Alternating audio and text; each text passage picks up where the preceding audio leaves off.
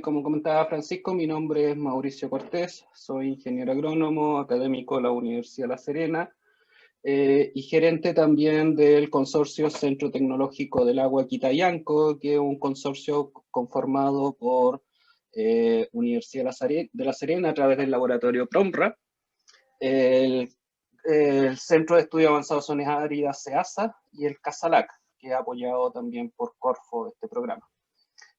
Como les comentaba Francisco, con TDC hemos estado haciendo eh, eh, eh, estas talleres y seminarios que hoy día nos toca y queremos comentar con ustedes dos partes. Uno es estimación de los requerimientos hídricos. Principalmente yo les voy a comentar de las nuevas metodologías para determinar estos requerimientos hídricos a través de imágenes satelitales. Un poco conocer cuál es la demanda de agua que han tenido los cultivos. Vamos a tomar un caso específico de dos tipos de cultivos, uno mandarino y otro uva de mesa, pero un cuartel en específico.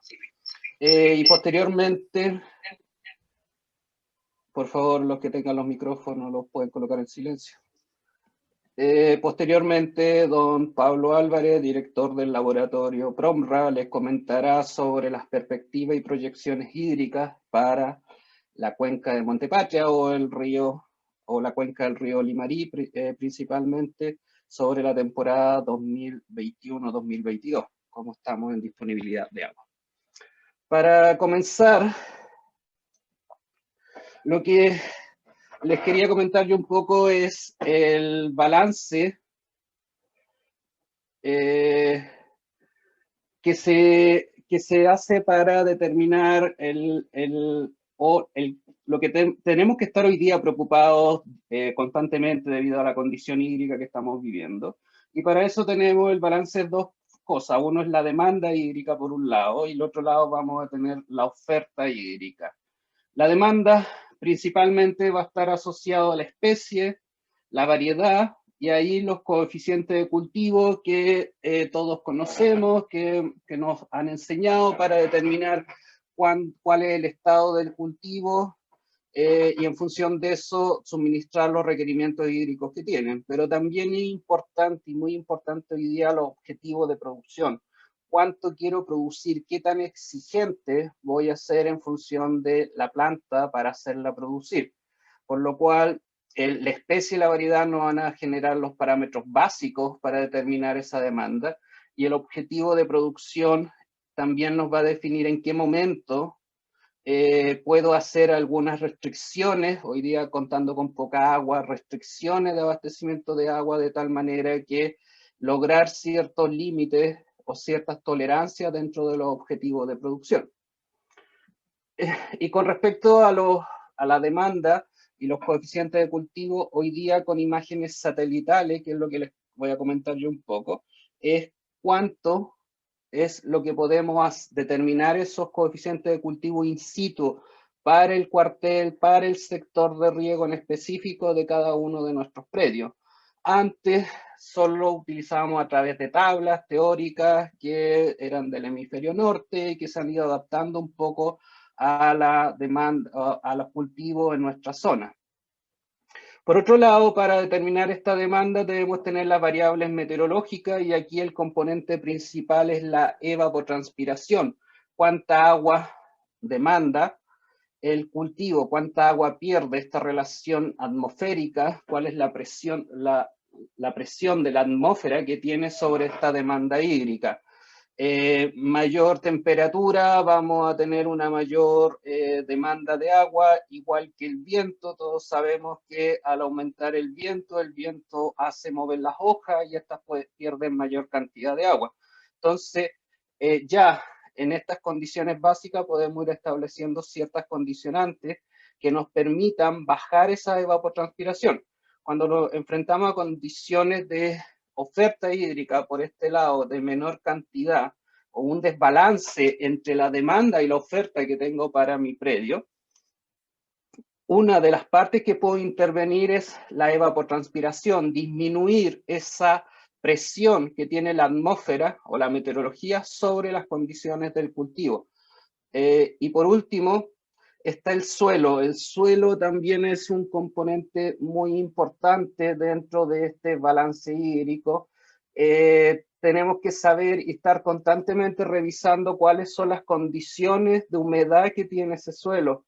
Y ahí vamos a estar siempre viendo las retenciones de humedad, capacidad de campo, punto de marchitez permanente, de tal manera que nuestra cantidad de agua que seamos capaces de entregarle al cultivo, seamos lo más eficiente posible en el uso de esa agua que cada vez es más escasa.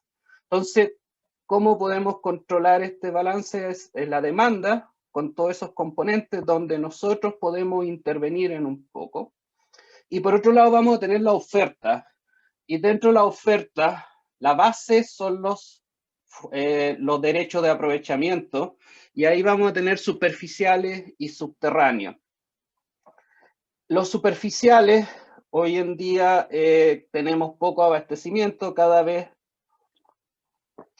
la cantidad de agua que son capaces de entregarnos por derecho o por acción, como quieran ustedes, es bien baja. También hay una variabilidad dentro de la temporada, es decir, si estamos en una zona no regulada, como la parte alta sobre los embalses, vamos a tener ciertos picos que se van a generar en verano con menor oferta, y es cuando también necesitamos mayor cantidad de agua debido a la demanda, el aumento de la temperatura y las concentraciones de los cultivos en esa fecha.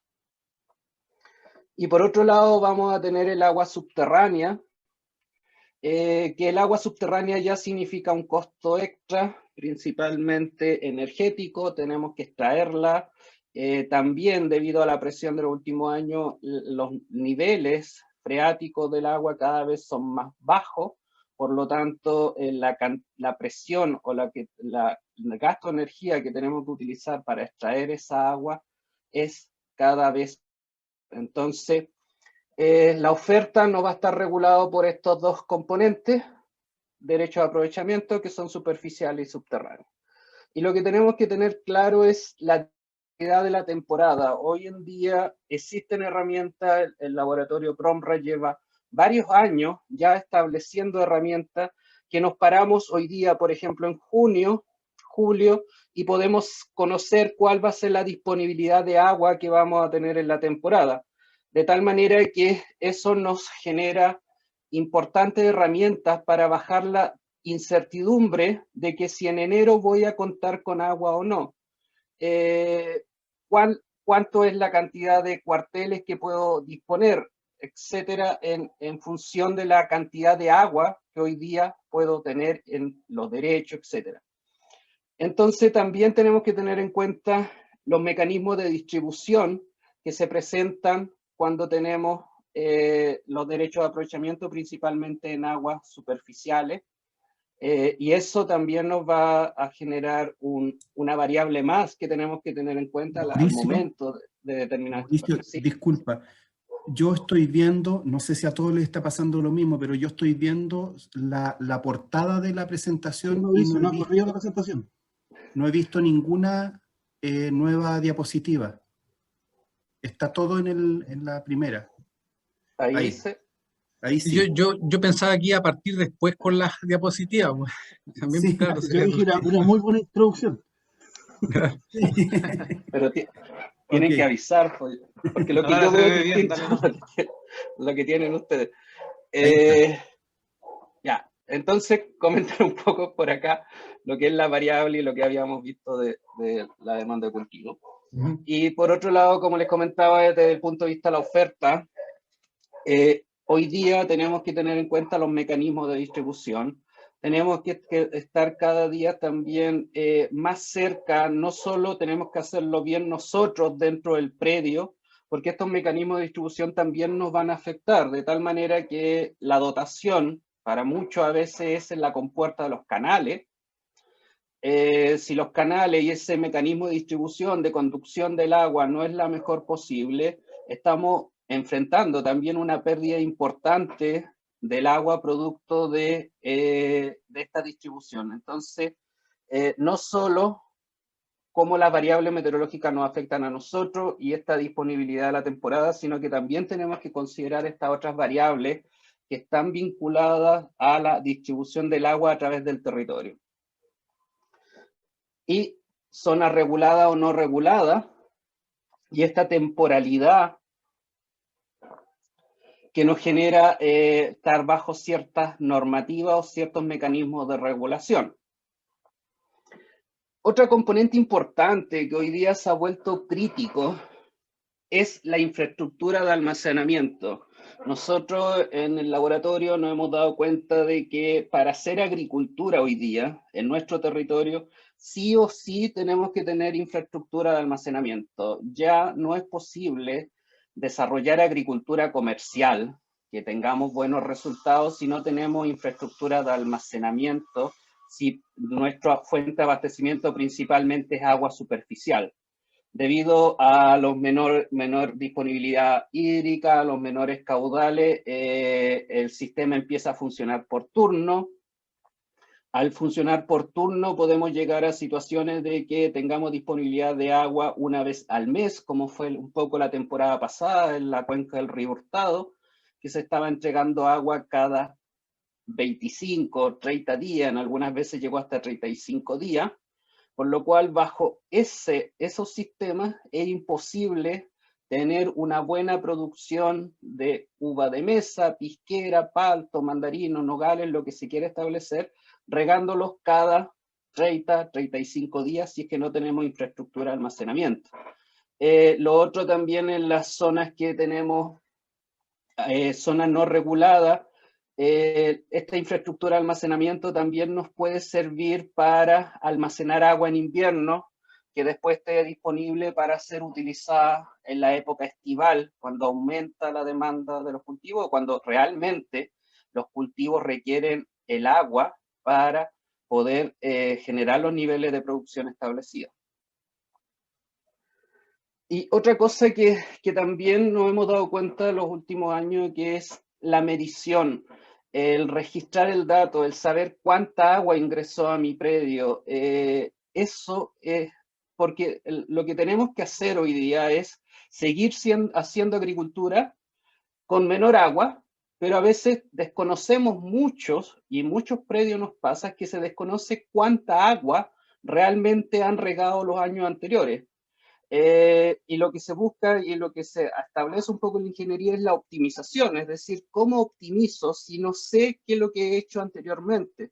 Entonces, infraestructura de medición, no lo tomen como control, que los quieren medir para saber a dónde está el agua, etcétera, sino que ese dato, esa infraestructura de medición hoy día es crucial, porque al tener yo historia, al conocer qué he hecho, cuánto he regado, cuánto he producido, puedo ir optimizando, puedo establecerme ciertos objetivos de producción en función de la disponibilidad de agua. Si hoy día nosotros le decimos tenemos un 40% menos disponibilidad de agua y no tengo nada de información hacia atrás, no sé cómo regué en el año 2018 o alguna vez habré regado con 40% menos y cuáles son mis niveles de producción que tuve, de tal manera de fertilizar, generar todo el programa para obtener un 70% de producción, un 80% y no el 100%.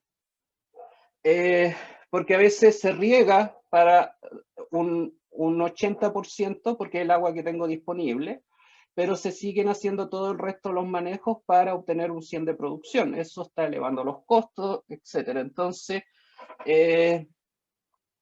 el sistema de medición, la infraestructura de medición, aunque no sea digital, aunque sea solo un partial que uno pueda medir, monitorear, etc., eso es crucial hoy día para conocer cuál es la cantidad de agua que estoy haciendo, y por otro lado tengo cuánto estoy produciendo, puedo hacer la relación directa de saber con cuál situación riego y cuánto es lo que estoy obteniendo en producción. Y por otro lado, y por último, importante en la oferta el sistema de riego, el mantener un buen sistema de riego. A veces tenemos utilizamos la mejor sistema de fertilización, los mejores portainjertos, la mejor planta, etcétera, pero no nos preocupamos de hacerle mantención a ese sistema de riego. Las presiones, los sistemas de riego son presurizados, necesitan presión para su funcionamiento. Y esa presión, por lo cual el punto crítico acá es la presión. Yo tengo que estar monitoreando constantemente las presiones. Nos ha tocado visitar productores con sistemas de riego, evaluar sistemas de riego y lo construyeron o se lo implementaron en los años 90, nunca le han hecho ninguna mantención. Las presiones de funcionamiento son de 3 metros de columna de agua, por lo cual hay algunos emisores que botan más, otros botan menos, etc. Entonces, preocuparnos de mantener un buen sistema de riego. El sistema de riego es la parte final, es cómo le voy a entregar el agua a la planta, pero es crucial mantenerlo en buenas condiciones. Entonces, la oferta, al final, esto también nos va a definir qué tan eficientes somos en función de usar ese agua o la cantidad de agua que tenemos disponible. Por lo cual, evaluar también cuáles son los caudales. Generalmente nosotros hacemos este tipo de talleres y también hacemos mucha evaluación en terreno y les preguntamos ya cuál es el caudal que tienen sus emisores. La mayoría nos dice 4 litros hora, 3.2 litros hora, y todos sabemos que esos son los caudales del sistema cuando fue implementado. Después de varios años es difícil que mantengan los mismos caudales de funcionamiento. Entonces ahí nos damos cuenta al tiro que aunque utilicen toda la información de meteorología, tengan la mejor estación meteorológica, tengan medido los coeficientes de cultivo, se utilicen imágenes satelitales, pero seguimos calculando el riego y el funcionamiento en función de los caudales nominales, que fue cuando se implementó el sistema. Entonces no hacen evaluación de caudales de los emisores. Si se hace una muy buena mantención, probabilidad de que se mantengan botando los 4 litros hora es alta, pero generalmente no nos encontramos con eso. Después vamos a hacer nosotros evaluaciones y ahí nos encontramos que los caudales son 4.3, hay otros que botan 3.8, promedio 4.4, etcétera. Entonces, se está manejando el sistema de riego con información que no es verídica y todo el cálculo se hace en función de esa información que no es verídica. Y esto es fundamental porque la eficiencia de los sistemas de riego está basado ahí y otra parte también en la cantidad de el tiempo de riego que le puedo entregar que va a dar la eficiencia, es decir, generar riego muy largo, que el agua baje de los 70, 80 centímetros en una vid, donde sabemos que la mayoría de las raíces está hasta los 50 centímetros, no más que eso. Todo el agua que estemos ubicando bajo eso es agua que estamos perdiendo, entonces estamos dejando de ser eficientes. Y cuando hacemos los cálculos de riego, todo le colocamos inmediatamente a riego por goteo, 90%. Por lo tanto, calculamos todo en función de la eficiencia de un 90%. Pero después, cuando evaluamos, nos damos cuenta que no toda esa agua, no fuimos eficientes en un 90%. Y lo ideal acá es que esto sea igual, es decir, la demanda y mi oferta sea igual, estoy en condiciones ideales, que es lo que generalmente se diseñan los proyectos para que mantengan esa relación y ese balance entre la demanda y la oferta, y para eso se utilizan muchos cálculos, etcétera, y ciertas proyecciones. Cuando la demanda es menor que la oferta, estamos bien, todavía podemos crecer y ahí empiezan a funcionar otras componentes, es decir, componentes económicas, de inversión, etcétera. Puedo crecer, todavía el agua que tengo disponible en función de mi derecho y la disponibilidad y todo el sistema es suficiente para seguir creciendo, que yo creo que hoy día nadie está en esa condición, o muy pocos. Pero el problema es cuando la demanda es mayor que la oferta. Y eso es los años críticos. Siempre utilizamos para una seguridad de riego 85%, pero esa seguridad de riego 85% significa que de cada 100 años, en 85%, en 85 años el sistema va a funcionar bien, pero se nos olvidan casi siempre los 15 años restantes. Hay 15 años que el sistema va a mostrar a la contraria, es decir, la demanda va a ser mayor que la oferta. Uno puede empezar a ajustar y empezar a hacer las inversiones y los proyectos con un mayor ajuste, es decir, que sea un 90%, solo un 10% o 10 años de un periodo de 100, uno pueda estar bajo esta condición de que la demanda sea mayor que la oferta. Eso lo que genera atrás también es que la rentabilidad de ese negocio y probablemente genere números que no sea rentable hacer agricultura bajo esas condiciones. Entonces hay que estar jugando un poco entre la rentabilidad del negocio y la disponibilidad de estos factores básicos de producción, como es uno de ellos es el agua. Los últimos años ha habido todo un avance en función de la disponibilidad de imágenes satelitales. Hoy día ustedes pueden ver un poco en internet, todos tenemos internet en el teléfono. A veces se ven que pasan una filita como de luces, son satélites que están para generar internet o abastecer de internet a zonas remotas, etc. Y hace varios años se ha estado trabajando mucho con las imágenes satelitales para determinar los requerimientos hídricos, que es hoy día lo que está en boga, es las últimas tecnologías que se han estado desarrollando en función de eso.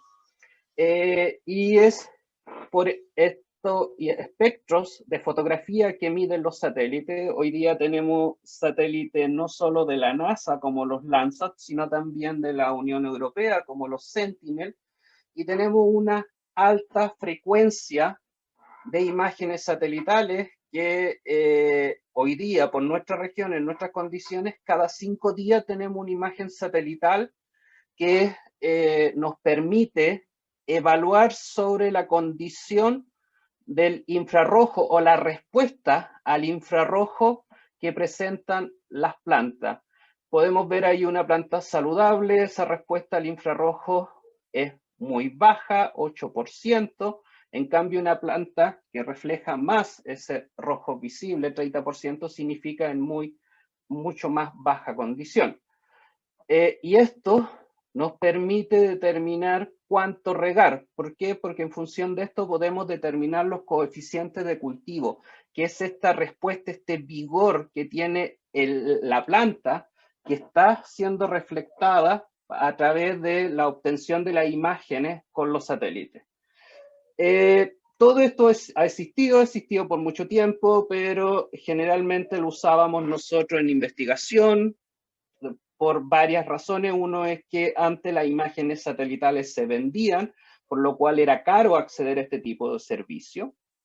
Y también la poca frecuencia que presentaban este tipo de imágenes. Otra cosa también es que el tamaño del píxel, cuando uno saca una foto y cuando le dicen que la imagen es mucho más clara, significa que los píxeles son mucho más chiquititos. El cuadrante que une cada uno es mucho más chico. Tenemos, por ejemplo, los satélites Landsat de los primeros que tiene la NASA, que tenían un cuadrante de 50 por 50 metros, es decir, cuando uno refleja esto y cada uno de esos cuadritos que se pueden ver ahí es un píxel de 50 por 50. Por lo cual en terreno, un cuadrado de 50 por 50 dentro puede tener planta, puede tener muchas otras cosas. Y eso también bajaba la confiabilidad que podían tener este tipo de imágenes porque adentro se podían meter muchas cosas. Hoy en día, con la nueva gama de satélites que se están generando, esos cuadrantes ya o píxeles son de 10 por 10 metros. Entonces, en un píxel de 10 por 10 metros, la probabilidad que podamos obtener y tener dentro una planta es mucho más alta.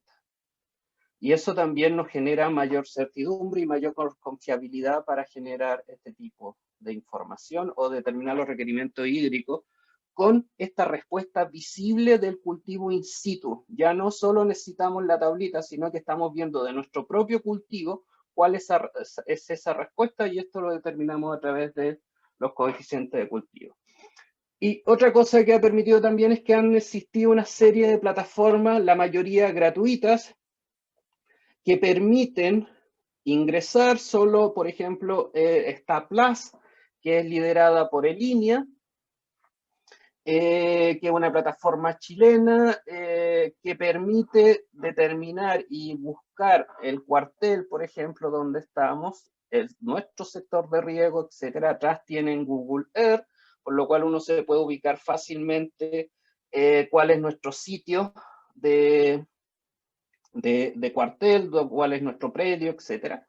Y por otro lado está también una plataforma que es gratuita, que es la que nosotros más ocupamos, que se llama IRRISAT, es australiana, y que nos entrega los coeficientes de cultivo. Nosotros la ocupamos porque la encontramos, empezamos a trabajar primero con ella y la encontramos mucho más fácil de operar que Plus, pero Plus sí es también una muy buena plataforma. Yo acá les voy a comentar más de IRRISAT, que es donde nosotros tenemos mayor experiencia de trabajo con ella. Acá, por ejemplo, este es un sector del Palqui, hay 3 cuarteles y para la fecha definida, esto fue 2020, le indica cuál es la cobertura en función del KC, es decir, cada uno de esos cuadritos es un píxel adentro, y acá al ladito podemos ver los coeficientes de cultivo. Si estamos en verde, nos dice que estamos hablando de un coeficiente de cultivo de alrededor de 0,6. Si nos tiramos más azul y aparecería más azul, estamos hablando de un coeficiente de cultivo más cercano a 1. Y más café, estamos hablando de coeficiente de cultivo más cercano a 0. Condiciones de suelo desnudo generalmente dan respuesta de coeficiente de cultivo inferiores a 0,20. Entonces estamos en esta condición más café, más baja. Y lo que uno hace dentro de esto es bien amigable, uno marca y empieza a marcar los límites que tiene de nuestro cuartel, y adentro después se va a desplegar una serie de información. Estas son las plataformas que hoy día existen otras, pero son las que nosotros más utilizamos, son estos dos, Plus y IRRISAT, que es la australiana. La australiana también adentro, si uno puede ingresar información de estaciones meteorológicas. Para Australia, el sistema se utiliza para el manejo del riego y programación del riego. Ellos tienen estaciones meteorológicas que además son alimentadas a la plataforma y que cruza inmediatamente los coeficientes de cultivo del sector de riego, el cuartel de riego, con la información de evapotranspiración de las estaciones meteorológicas y programa el riego que debiera tener para ese sector en especial. La metodología que seguimos un poco nosotros para determinar los requerimientos hídricos, uno es que tenemos que definir los cuarteles de riego, por lo cual esto es trabajo en Google o dentro de la misma plataforma, de tal manera que después en el sistema IRRISAT se puedan ver de esta forma, es decir, eso es un cuartel, ese es otro cuartel, y adentro también uno podría ver ciertos manchones, ciertas zonas que la respuesta que están generando al infrarrojo con los satélites, se nota que hay una zona que está mucho más estresada que esta otra que está en estas condiciones. Uno lo que puede hacer es dividirlo, irlo estableciendo si la condición y el sistema de riego lo permite, irlo manejando con distintas frecuencias de riego, etc. Después de cada uno de estos cuarteles se saca el coeficiente de cultivo para el periodo definido. Por ejemplo, esto para cada uno de esos puntitos que ustedes ven ahí es el coeficiente de cultivo de la imagen específica de ese cuartel. Por ejemplo, este es el sector 10, tiene 2,2 hectáreas, y esos son los coeficientes de cultivos que se han ido determinando para cada una de las fechas.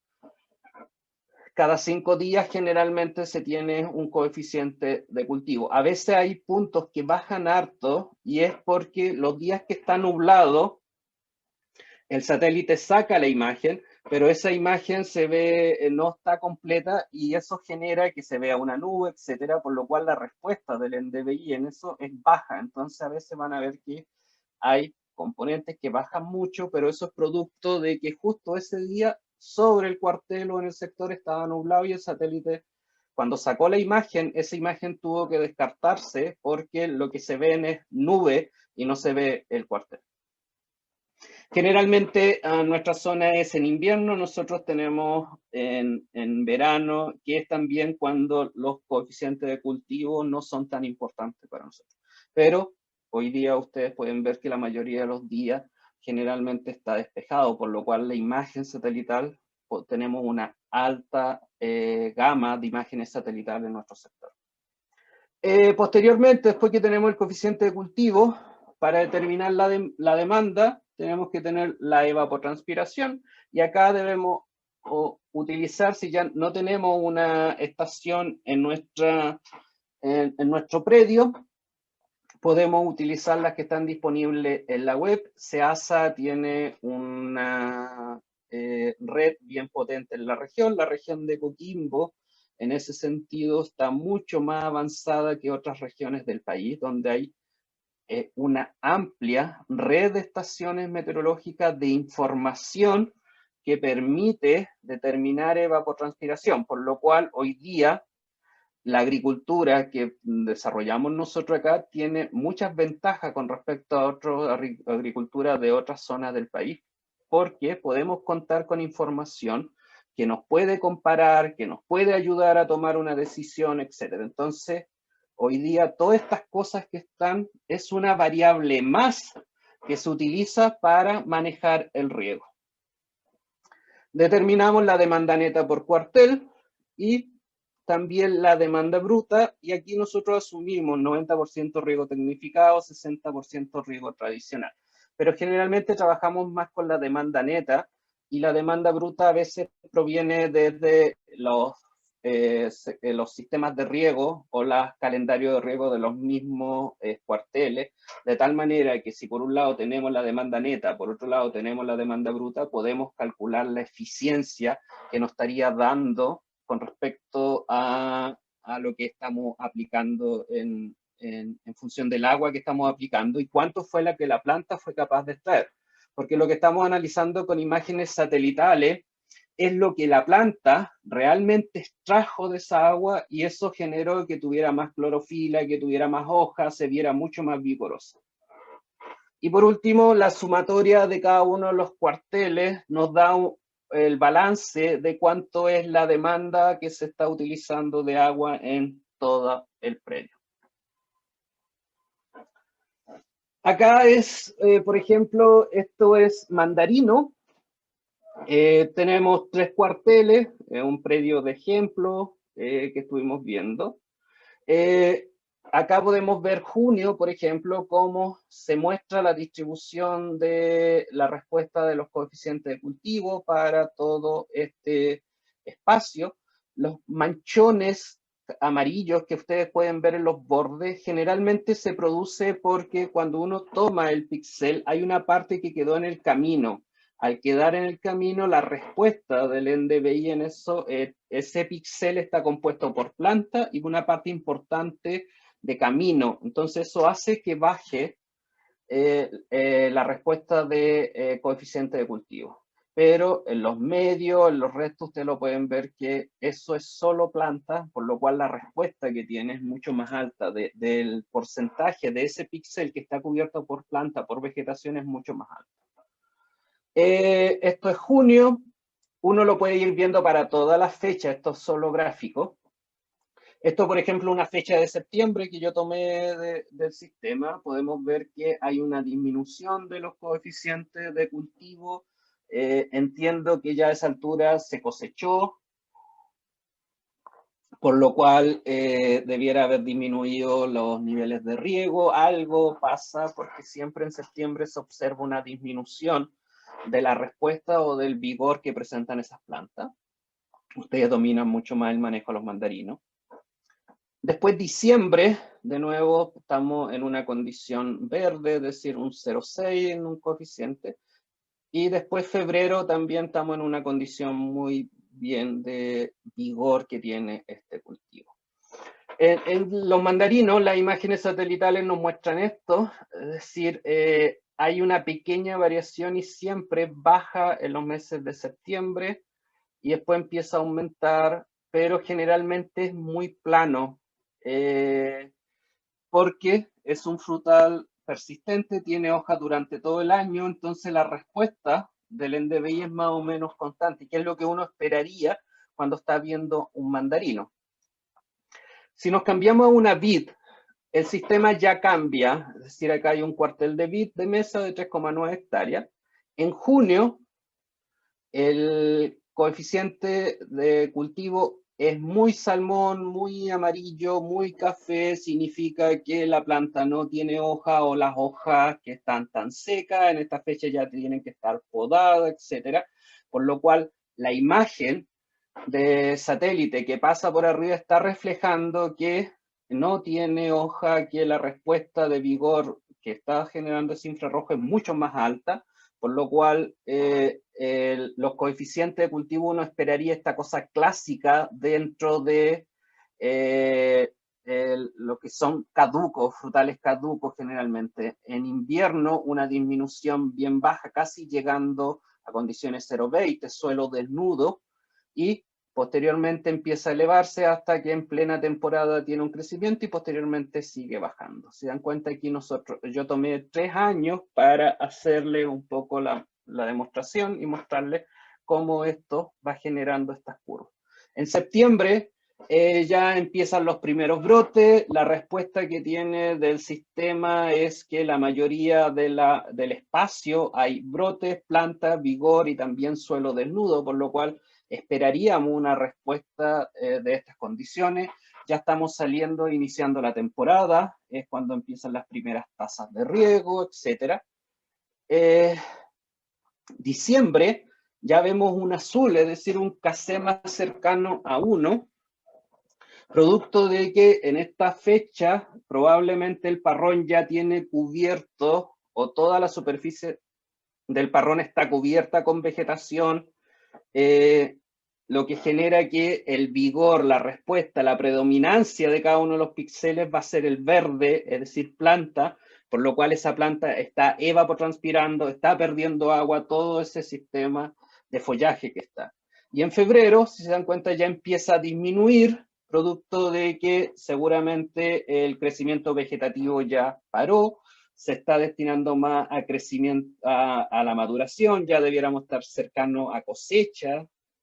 No sé qué tipo de variedad es, pero si es una de las nuevas variedades, capaz que sea ya más cercano a cosecha o ya se cosechó, por lo tanto el vigor y la respuesta del NDVI, la planta, también se ve reflejado donde hubo un manejo. Entonces, se produce este típico baja, sube de los coeficientes de cultivo que presentan los frutos de estas condiciones.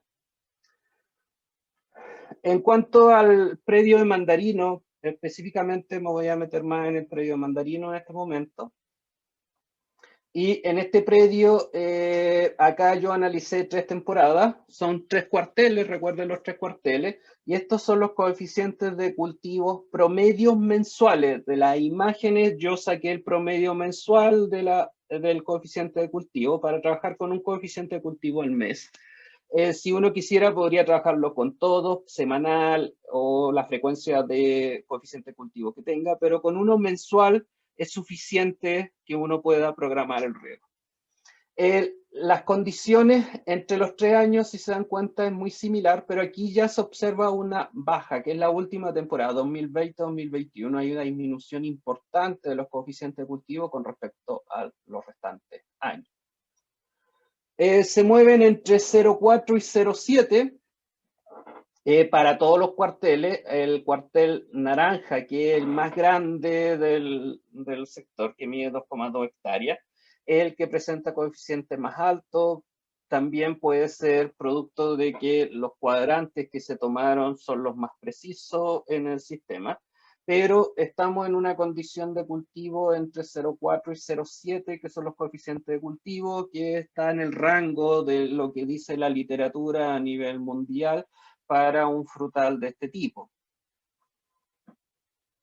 Ya teniendo los coeficientes de cultivo y con la evapotranspiración que yo determiné, que se sacó de la estación el Palki de SEASAMED, determinamos la demanda neta por hectárea de cada uno de los cuarteles. La demanda neta varió entre los 7.700, 7.800 metros cúbicos temporada hectárea, hasta los 5.800, 6.000, que producto de los últimos años, yo creo que acá es una disminución del abastecimiento de agua de los últimos años, temporada 2020-2021, ya tuvimos una temporada de menor abastecimiento de agua, por lo cual la respuesta que nosotros podemos determinar es que fue regado con menor disponibilidad de agua. En comparación con los años anteriores. Los años anteriores anduvieron bien cerca, bien parecidos, por lo cual suponemos que un calendario de riego que fue el mismo de las temporadas anteriores, pero ya en el último año vemos un descenso importante de la fuente de abastecimiento de agua, por lo cual también hay un fuerte descenso también en la demanda neta. Si esto lo comparamos con la información que nos entregó el productor, es así, hubo menor abastecimiento de agua, por lo tanto también esto se vio reflejado en fruta más pequeña o también menores niveles de producción. Esto es cómo se distribuye la temporada, la demanda neta durante la temporada. Lo podemos ir viendo para cada uno de los cuarteles. Vemos un pic enero-febrero que generalmente está condicionado por una mayor demanda atmosférica. La atmósfera, recuerden que el coeficiente de cultivo es bien plano en este tipo de frutales, por lo cual estos pics, estas disminuciones, alza, más que el coeficiente de cultivo, está determinado mucho, o parte importante, por la demanda atmosférica, por la condición de menores temperaturas en estas fechas y un aumento de las temperaturas y de las condiciones atmosféricas en estas fechas, por lo cual el abastecimiento de agua va a estar asociado directamente a cómo se comporta la evapotranspiración, más que cómo se comporta el coeficiente de cultivo. En un frutal caduco, como la vid de mesa, esto está influenciado por el comportamiento del cultivo, porque vamos a tener que acá coincide justamente un aumento de la zona de demanda de agua del cultivo, pero también hay un aumento de las condiciones atmosféricas que generan esta duplicidad, por lo cual en esos tipos de cultivos va a ser efecto de los dos. Generando el final la demanda neta por cuartel, recuerden que teníamos de 1,2, de 2,1 y 0,7. Y esta es la distribución de agua para el predio. Todavía estamos hablando de demanda neta. Como les comentaba, la eficiencia es más difícil. Nosotros ahí solo tenemos que usar parámetros nomás, porque lo que estamos viendo de la respuesta de las imágenes es realmente lo que la planta extrajo del suelo. Entonces la demanda neta para un predio en estas condiciones va a ir entre 25 a 30.000, es decir, el último año tuvo una demanda de alrededor de 25.000, y si nosotros conocemos que eso fue 25.000 y producimos X cantidad de kilos, podemos empezar a generar optimización dentro del sistema. A 30.000, que fueron los años más constantes en el sistema.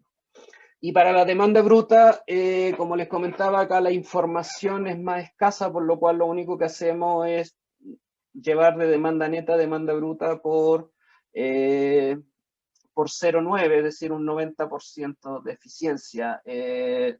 Nosotros sería interesante, y es lo que estamos trabajando en este tipo de imágenes, que a los próximos años podamos también ir incluyendo la demanda bruta, pero ahí es importante conocer con mucha información de riego de los productores, de cómo riegan, cuándo riegan, etc.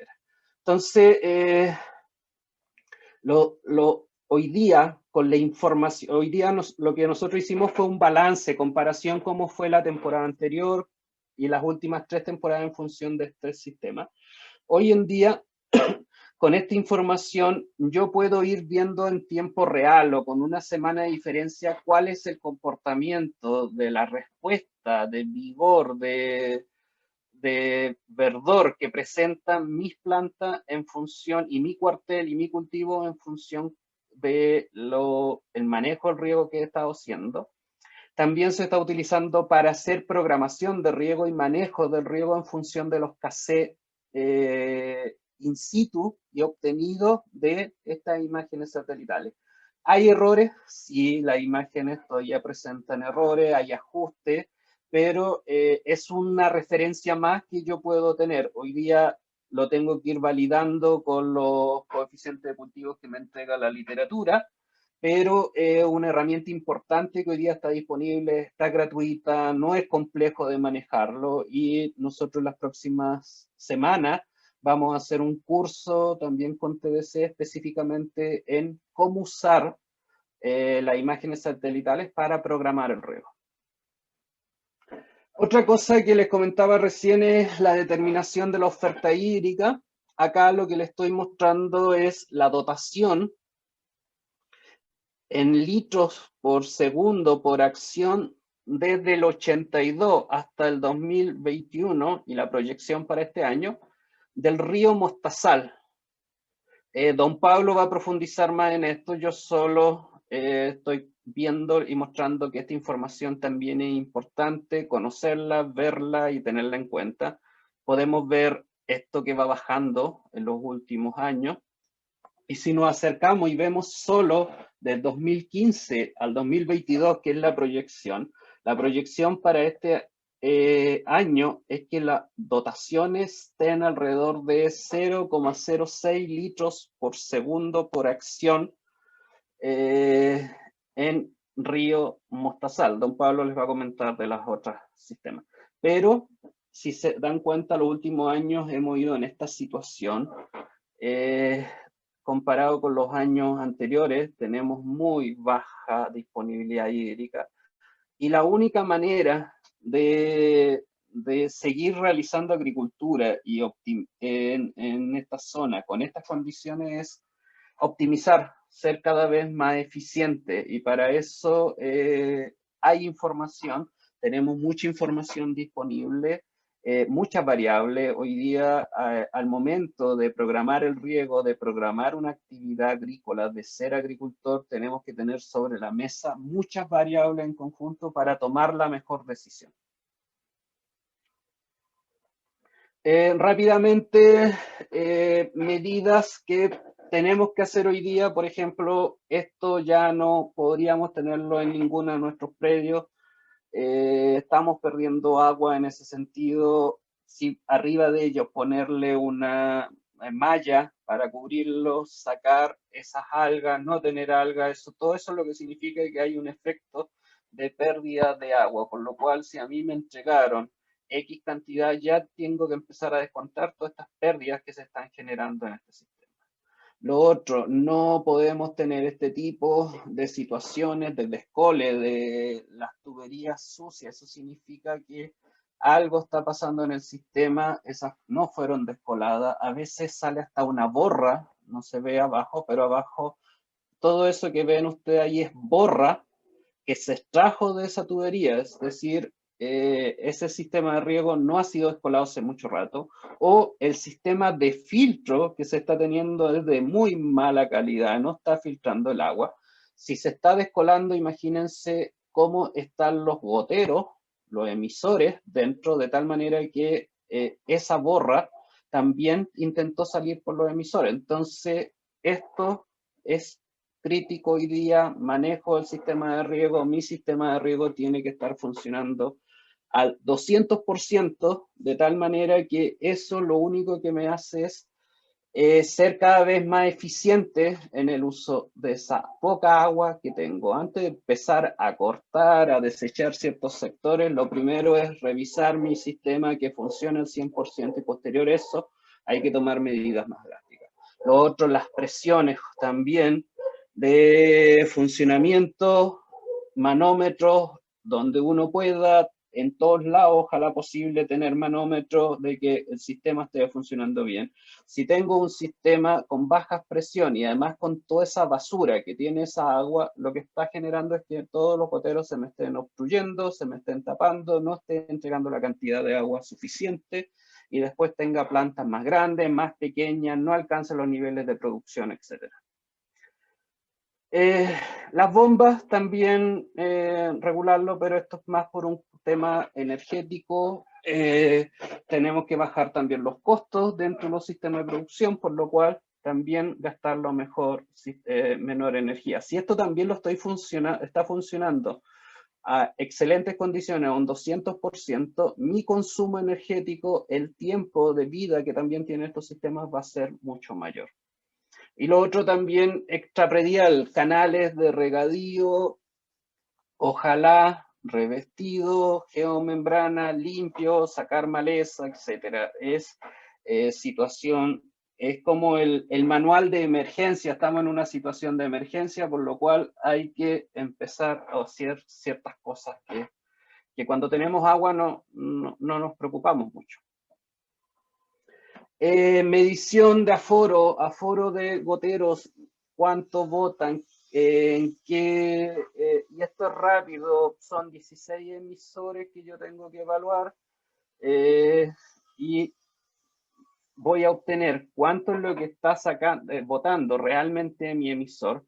Voy a poder programar mi tiempo de riego en función de lo que realmente está botando el emisor y no en función de lo que me dice el caudal nominal de cuando se implementó el sistema de riego. Riego uniforme, riego desuniforme. Entonces esto lo que me va a generar es que los riegos sean desuniformes, mantención, que el sistema funcione bien, de tal manera de aprovechar de mejor forma la cantidad de agua que voy a tener. De nuevo, suelo, a hacer calicata, a mirar el sistema de riego, ojalá que no profundice mucho. Hay zonas que hay que lavar sales, yo no sé si acá se hace mucho, pero programar un poco de riego para lavado de sales, pero lo ideal es que nuestra planta siempre tenga la mejor disponibilidad de agua en las condiciones ideales, no sobresaturar los suelos y que no escurra el agua por las partes superficial, es decir, esta escorrentía, evitarla, riego justo, y eso también nos va a servir de que el agua la podamos utilizar de la mejor forma posible. Yo sé que no le estoy contando nada nuevo, pero es cosas que uno las repite y las repite y las repite constantemente porque después va a los predios y constantemente se encuentra con escorrentía de agua superficial que corren por la hilera de los paltos, de los nogales, etc. Y por último, para ir ya cerrando, incorporar ojalá tecnologías de monitoreo de humedad de suelo. Yo sé que son caras, se necesita tiempo para aprender a manejarla, etcétera, pero si por ahí tienen espacio y puedan hacer una inversión en estas sondas, siempre es preferible tener algo que a uno lo pueda respaldar y que le pueda entregar una información extra en función de el monitoreo de humedad del suelo. Entonces, en el suelo también ser lo más eficiente posible, de tal manera que el agua quede disponible para la planta. El suelo también trabajarlo mucho con mulch, agregar materia orgánica de tal manera que ese suelo también sea una esponja que pueda retener mayor cantidad de agua, disminuir la evapotranspiración. Son cosas que podemos empezar a hacer hoy para usar de mejor forma el recurso hídrico y seguir realizando agricultura con esta cantidad de agua que tenemos hoy en día. Eso es lo que yo les quería comentar un poco.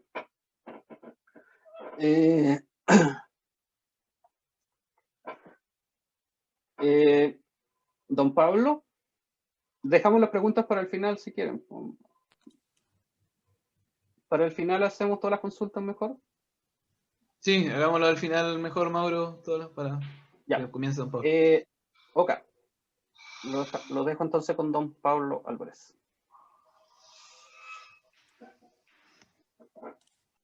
Puedo compartir, ¿verdad? Sí. Sí.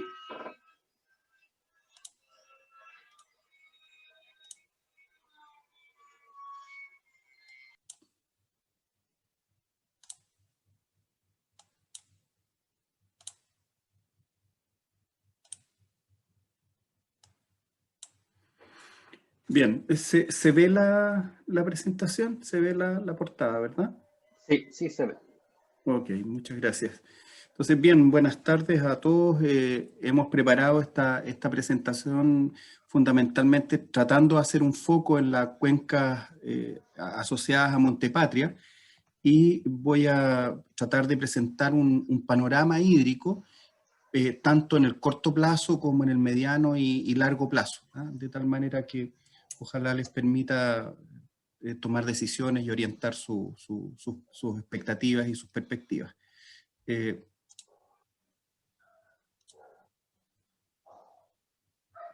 Ok, entonces partimos. Ahí.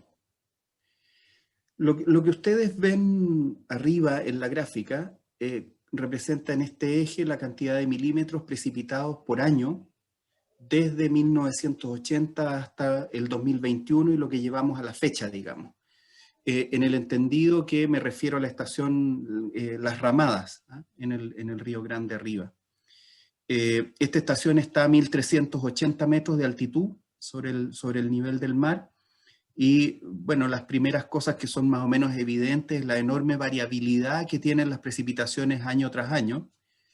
Y lo otro que llama la atención y que les pido que lo observen es cómo en el fondo, si uno mira los valores más grandes, empieza a notar que hay una línea tendencial hacia abajo. Otro aspecto relevante es esta línea roja que ustedes ven acá, que representa el valor promedio en milímetros por año de este periodo, ¿ah? De 1980 hasta el 2021. El valor promedio es 295,7 milímetros por año de precipitación en Las Ramadas.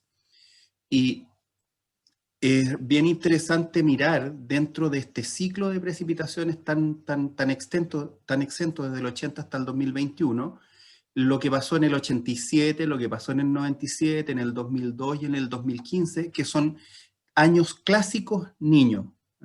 El último niño que tuvimos fue este niño del 2015, que en el fondo nos permitió no llenar los embalses, pero sí en el fondo salir del atolladero en el que estábamos en el 2014. Sin embargo, el mayor niño de todo el periodo ocurrió en 1997, y si ustedes miran, son de precipitaciones ocurridas. O sea, en el fondo, el niño tiene algún efecto sobre las precipitaciones anormalmente altas, ¿ya? Sobre las precipitaciones mayores. Luego vamos a entender un poco por qué. Y aquí abajo, en las barritas moradas, estas que están marcadas, van a ver las precipitaciones más bajas ocurridas en todo este ciclo. Esas precipitaciones bajas se asocian al fenómeno La Niña, pero también quiero que, para ser objetivos, hay varios otros años que no son estas barritas moradas, que tienen precipitaciones tanto o más bajas que las de las mismas barras moradas, y que no corresponden a años niña. Eso es lo relevante. Entonces, las niñas explican una fracción de los periodos de bajas precipitaciones, no todos. Y los niños explican también una fracción de los años lluviosos, pero no todos. Una parte muy importante de las precipitaciones no se explica ni por el niño ni por la niña, y corresponde mayoritariamente a lo que llamamos la neutralidad.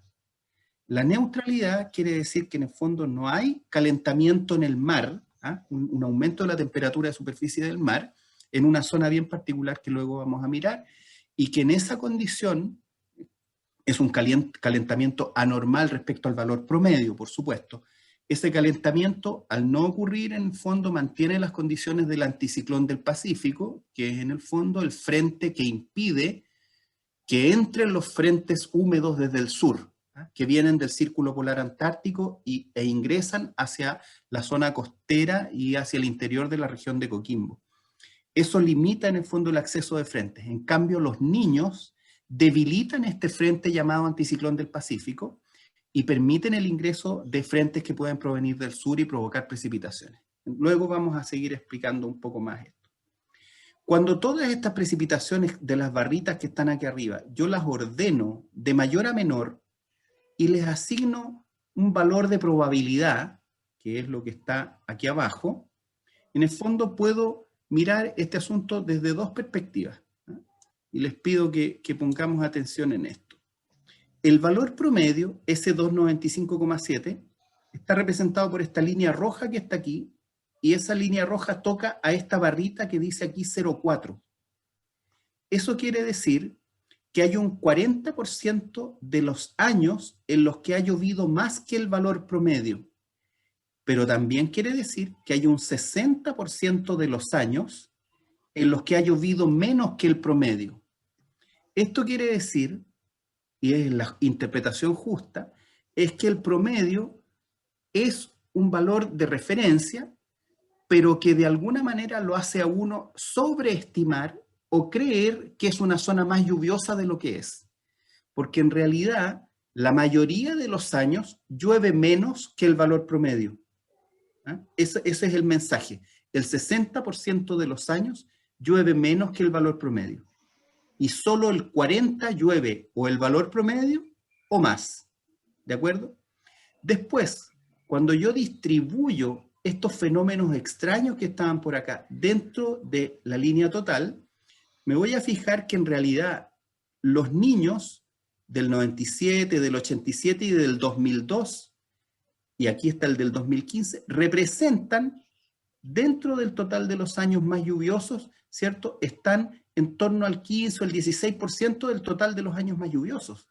Y explican 4 de la totalidad de esos 7 u 8 años. ¿Eh? De los 7 años, 4 se explican por niños, de los más lluviosos. Cuando hago lo otro y me traslado aquí abajo, lo que van a mirar es que en la serie temporal que está aquí, el 2014 es esta barrita, y está en el 86% más bajo. Este es el 2020 y está en el 88% más bajo. Este es el 2019 y está en el 91% más bajo. Este es el 2021 y está en el 93%. Este es el año 98, justo después del niño mayor que tuvimos allá en el año 97, y es el 95%, y este es el 88 que está en el 98. Entonces, en el fondo, ¿qué es lo que quiero decir? Nuestro último periodo de sequía se explica por la mayoría de los años del 2014 hasta la fecha. O sea, hemos agregado valores en el ordenamiento de los datos a la parte más baja de las probabilidades, ¿eh? O a la parte más alta de la sequía, en el fondo. Hemos aumentado la probabilidad de sequía, eso es, en resumen, ¿de acuerdo? Y de manera muy importante. Entonces, esto lo hace a uno como repensar los procesos, repensar la manera en la que va a planificar su desarrollo.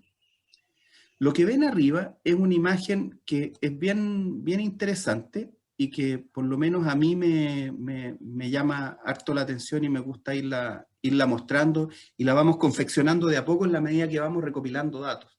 Lo que ustedes ven acá, esta línea roja continua, es la estación La Serena.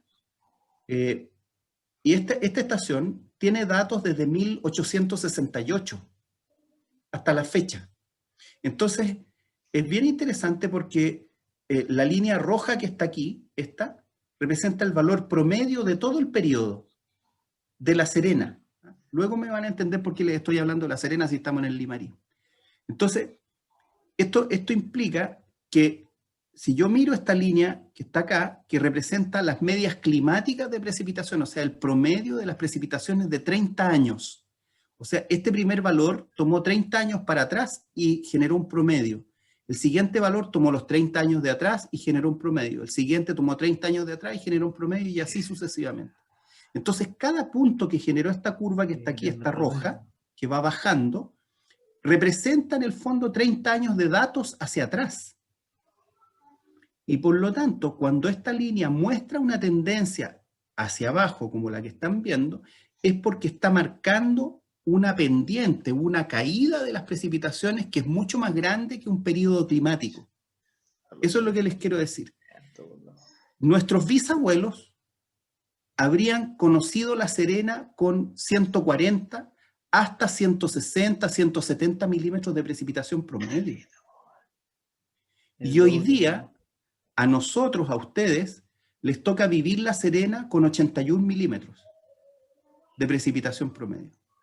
Es decir, es perfectamente correcto decir que en La Serena, a principios de los 1900, llovía más o menos mejor dicho, hoy día llueve entre la mitad y un 70% de lo que llovía en los tiempos de nuestros bisabuelos o abuelos. Entonces, es efectivamente que hay menos agua. Eso es lo que les quiero decir. Es verdad, hay menos agua. Y si llueve menos, evidentemente escurre menos. La línea negra que ven acá, esta, y esta línea punteada negra que está aquí, es Ovalle. Y si ustedes la miran, es una línea paralela a La Serena. Y si ustedes miran la de La Serena pasó por debajo de su valor promedio en este punto que estoy marcando, o sea, a los inicios de la década del 60. Es decir, que a partir de los años 60 en adelante, se pasó del valor promedio de precipitaciones de todo el ciclo hacia abajo y nunca más se recuperó el valor promedio. No volvió a subir, nunca. Hasta recuperar el nivel anterior, que es 112 milímetros, entre paréntesis. En el caso del Limarí, o Valle en particular, son alrededor de 120 y tantos milímetros la precipitación promedio de todo el periodo. Y en la década del fines del 60, o sea, el año 68, 69, cuando se produjo una sequía muy importante en el Limarí, se sobrepasó el nivel promedio hacia abajo y nunca más se volvió a recuperar. Y sigue la misma tendencia de esta roja. Entonces, esta línea negra y esta línea roja que tienen tendencias costeras, porque en el fondo Valle tiene una influencia costera, tienen claramente una línea tendencial hacia abajo. Eso es lo que les quiero decir. ¿Ah? Aquí hay una línea subyacente que va hacia abajo. Por acá empiezan a aparecer Puerto Oscuro, Illapel, curvas que son de otras cuencas, pero también de la región. Y todas tienen la misma tendencia. Aquí arriba ven, sin embargo, grande en las ramadas, esta que está aquí arriba, este es grande en las ramadas, la celeste, este es su valor medio, y esta que está aquí abajo, esta media morada que se ve aquí, es Choapa en Cuncumén. Y tienen un comportamiento bastante parecido. ¿Cuál es la cosa similar que tienen? Choapa en Cuncumén y Grande en las Ramadas están más o menos a la misma altitud. Es decir, entre los 1.300 y los 1.500 metros de altitud. Entonces, esto representa el comportamiento de las precipitaciones hacia la cordillera. Y llevamos desde inicios de los 2000 una línea tendencial climática hacia abajo, siguiendo esta misma pendiente. ¿Ah? La misma pendiente, esto ocurre en los valles centrales, en las zonas centrales, y esto en la zona cordillerana o precordillerana, y esto en la zona costera. En el fondo aquí ya se aplanó y se llegó a este plató. Acá se sigue bajando y acá se continúa bajando. ¿De acuerdo? Ese es el comportamiento climático de largo plazo que marca claramente un efecto que es mucho más grande que una cuenca. Es la región completa, es el país entero. En el corto plazo, cuando a uno le preguntan, bueno, ¿va a llover o no va a llover? Tenemos varias opciones. Una es Meteo Chile, ¿ya? Esto es la página web oficial de la Dirección Meteorológica de Chile. Yo me voy a meter ahora y les voy a tratar de enseñar rápidamente cómo interpretar o cómo acceder a los datos. Ustedes ingresan aquí, meteochile.gov, y esto debiera abrir, si no me equivoco, sí, debiera abrir mi... déjenme ver si se abrió la pantalla. Un segundo, por favor. A ver. Ahí está ingresando. No sé si se ve. ¿Se ve la página web de la Dirección Meteorológica? Sí, se ve. Y se ve, Pablo. Entonces, acá, en la primera barra, aparece pronósticos. En pronósticos se baja hasta modelos numéricos. En modelos numéricos se meten a WRF, modelo atmosférico. Se pincha. Aparecen todas estas opciones. Se van a la zona centro y marcan el dominio 3, este que estoy marcando con el dedo. Ingresan ahí y aquí hay un montón de variables, desde la temperatura en superficie, pueden ver la predicción de heladas, todo aquello acá.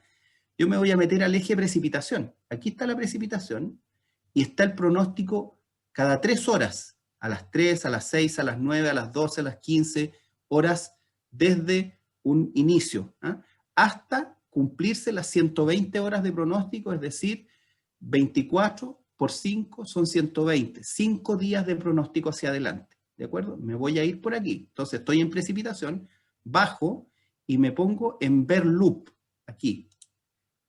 El loop es este mapa que es móvil, voy a apretar el play, que está aquí, esto, y esto se va a empezar a mover.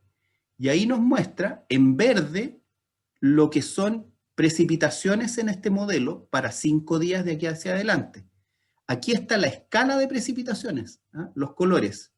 Bueno, como ven, no hay nada que anunciar, ni siquiera en el lado argentino. Por ahí viene un frentecito, ¿cierto? Pasa por Temuco, se rompe entero y ya, listo. Pasó a Argentina y no nos dejó absolutamente nada por acá.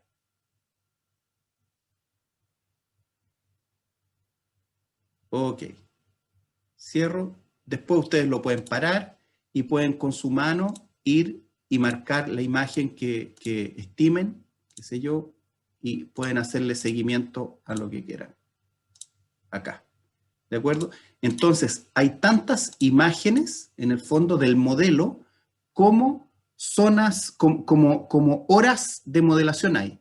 Aquí, donde está mi mano, está el día, el año y la hora de modelación. Por ejemplo, esta que acabo de marcar es el día 28 del 7, o sea, es hoy, de las 3 a las 6 de la tarde.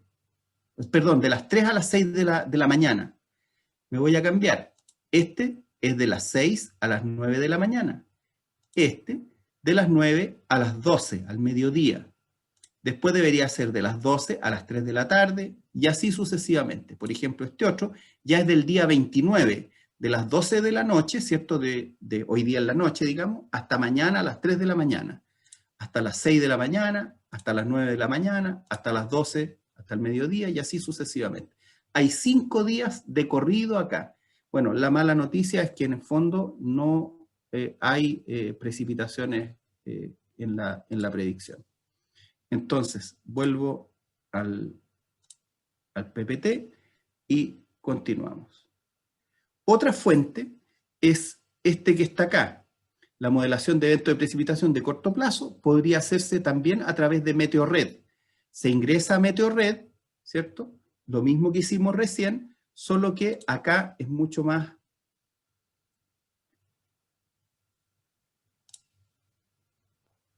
Aquí está la simulación, este es el modelo, y aquí aparece la fecha, la hora, ¿cierto? Y uno hace correr esto, ¿cierto? Aparecen las variables acá, podríamos achicarlo un poquitito para verlo un poco mejor, y aquí yo podría decir siguiente, 12 horas de modelación, 18 horas de modelación, 24 horas de modelación, etc. Hasta, y lo que voy viendo acá es las distintas variables, ¿ah? Presión, viento, nubosidad, precipitación, etc. Uno puede, yo sugiero trabajar solamente con la precipitación y no seleccionar otra cosa. Vamos a ver si nos muestra, ahí está la precipitación acumulada, ¿cierto? Ahí apreté en este punto, precipitación acumulada, y qué sé yo, ahí está el sábado 31 de julio a las 6 de la mañana, ¿de acuerdo? Y el inicio de la modelación es el 28 de julio, o sea, es hoy día a las 12, al mediodía. Y lo que vemos es que en el fondo estamos limpios de todas maneras. Hay algo que se ve de precipitaciones a nivel de la segunda, un poquitito al norte de la tercera región, en la zona cordillerana, pero bien poco probable. Y miren cómo tenemos nuestra zona costera súper limpia, no hay ni una posibilidad. No se ve absolutamente nada. Vamos a la siguiente. Vuelvo a las diapositivas. Ok. Y seguimos. Acá está, este lo conocen la mayoría de ustedes, hay muchos que lo visitan, eso entiendo yo, es el Windy, y dentro de Windy también hay varios modelos. Entonces, mi recomendación es que entrando a los modelos, ustedes pueden hacer una selección de aquellos de 2 o 3 modelos. Eso es lo que yo hago normalmente. Mínimo 3 modelos y verificar si lo que los modelos muestran tiene algún sentido o no. ¿Ah? Si en el fondo hay coincidencia de 2 o de los 3 modelos en un evento, la probabilidad es bastante alta, ¿ah?, de que llueva. Uno puede hacer una estimación en el fondo de los valores totales de precipitación. Aquí, esta imagen se pone para mostrarles a ustedes el nivel del anticiclón del Pacífico. Este es el núcleo del anticiclón, que está en 1039 hectopascales. Esta línea es 1038, 1034, 1030, 1026. La atmósfera en condiciones normales tiene 1033 hectopascales, 1033. Y acá el núcleo está en 1039. Eso quiere decir que la presión está altísima. Alta presión significa no lluvia. Los frentes vienen de acá del sur, ¿ah?, como esta onda que se ve aquí, como esta, y se meten, cuando está debilitado este frente, se meten por acá, y hacen llover a la zona centro-sur, y si logra pasar algo hacia el norte, hace llover en la región de Valparaíso y la región de Coquimbo. Pero si el frente está fuerte, como se ve acá, las posibilidades de que entre algo del sur son prácticamente nulas. Entonces, lo que explica que haya 5 días de aquí adelante sin ni una posibilidad de precipitación, no es que no se estén produciendo frentes en el sur, es que el anticiclón no está permitiendo que ingresen hacia el norte. Sigo. ¿Cómo monitorear datos? Bueno, Mauricio lo mencionaba hace un rato, está la red CEASAMET, es una red bastante robusta. Aquí hay varias estaciones en Montepatria, está la del Palqui, está una que está en Rapel, tenemos otra, qué sé yo, que está por aquí arriba, está en Tascadero, ¿ah? Y hay una por ahí en el Polvo también, dentro de la cuenca de Tascadero. Entonces, la recomendación es, como siempre, la mayoría probablemente lo sabe, pero si no, de todas maneras, vale la pena ingresar. Vamos a entrar al CEASAMET para poder mostrarles rápidamente. Está la red, hay posibilidades de ingresar a través del contacto con una de estaciones, de una de estas estaciones. Por ejemplo, aquí está la del Palqui, la vamos a pichar, y aparecen los datos, ¿cierto?, de las últimas 12 horas, de los últimos 14 días, de los últimos 12 meses. Entonces, uno puede también aquí arriba seleccionar la variable. Por ejemplo, podríamos seleccionar la variable evapotranspiración. Lo que aparece ahí son los datos de evapotranspiración, ¿cierto?, en milímetros para cada uno de los días, ¿cierto?, de el año 2021, mes de julio del día 25. ¿Ah? El día 26 está aquí y el día 27. Y el día 25 tiene un problemita. Algo le pasó ahí a la estación, está caído el dato, no existe. ¿Ah? Los otros días sí están presentes y se pueden ir observando. También uno puede descargar datos, ¿cierto? Y seleccionar, por ejemplo, la evapotranspiración. Apretando descarga se selecciona evapotranspiración, por ejemplo, y se le pide, qué sé yo, un dato cada día desde, qué sé yo, julio del 2021, del 1 de julio del 2021 hasta la fecha, y uno le dice acá enviar y aprieta aquí. Cuando aprieta aquí, se descarga un archivo para poder mirarlo y nos van a aparecer los datos de evapotranspiración de los días en que hicimos la selección. Está abriéndolo, ahí están. Y ahí nos aparece el día 25, que está raro. ¿Ah? Algo le pasó a la estación en ese día que no colectó el dato, pero en todos los demás días tenemos el 100% de los datos. El mínimo, el promedio y el máximo son el mismo valor por una razón obvia. La evapotranspiración es un valor aditivo. ¿Ah? En el fondo no se promedia. En un día uno suma evapotranspiración. No es que vaya a tener un mínimo de evapotranspiración y un máximo. No es como la temperatura. ¿Ah? La evapotranspiración es lo contrario de las precipitaciones, entonces uno suma el valor diario. ¿De acuerdo? Y esto ya lo pueden trabajar y pueden mirar y hacer sus calendarios de riego o, en el fondo, usar esa información para entender las temporadas anteriores. Me devuelvo, entonces cierro este y me devuelvo a la presentación en la que estábamos. Se pueden mirar también datos de precipitación nival en la estación Tascadero, que está por aquí arriba, que permite en el fondo visualizar cuál es la cantidad de nieve acumulada, etc. Vamos a la situación hídrica de la cuenca. Ustedes, si miran ahí, a la fecha 24 de junio del 2021, en la región la cobertura nival eran 765.000 hectáreas. Y en el Limarí, de esas 765.000 hectáreas, había 239.000 con cobertura nival. Esto no dice nada de la calidad de la nieve, solo dice que está cubierto por nieve, ¿de acuerdo? Después, esto es 24 de junio, pongan atención, eso es 24, eso es 9 de julio. 24 de junio, 9 de julio. El 9 de julio, la superficie bajó, ¿cierto?, de 240.000 hectáreas prácticamente en el Limarí a 45.000 hectáreas. Y hoy día, créanme que está bastante por debajo de las 30.000 hectáreas. Ayer revisaba unos datos de Choapa y Choapa bajó de 72.000 el 9 de julio hasta hoy día, a fines de mes de julio, está bajo los 30.000 hectáreas. Bajo las 30.000 hectáreas. Ahora, esto significa lo siguiente. Si uno mira los valores y mira a Montepatria, la curva roja que ustedes ven ahí representa la cota 3.500.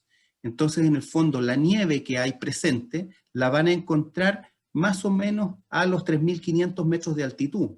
No van a encontrar nieve mucho más abajo que eso.